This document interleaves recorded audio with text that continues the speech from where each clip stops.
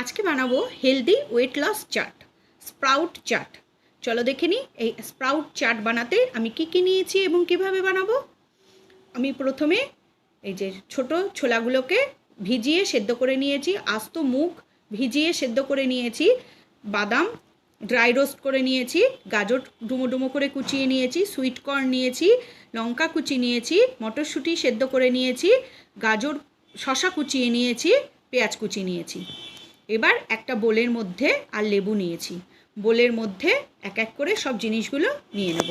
ছোলা সেদ্ধ নিয়েছি, মটরশুঁটি সেদ্ধ, শসা কুচি, পেঁয়াজ কুচি, গাজর কুচি, গাজরটাকেও কেউ ইচ্ছা করলে একটু সেদ্ধ করে নিতে পারো, সুইট কর্ন, আর এই যে আস্ত মুগটাকে এমনভাবে সেদ্ধ করতে হবে সবগুলোই যাতে এরকম সব ঝুরঝুরে গোটা থাকে।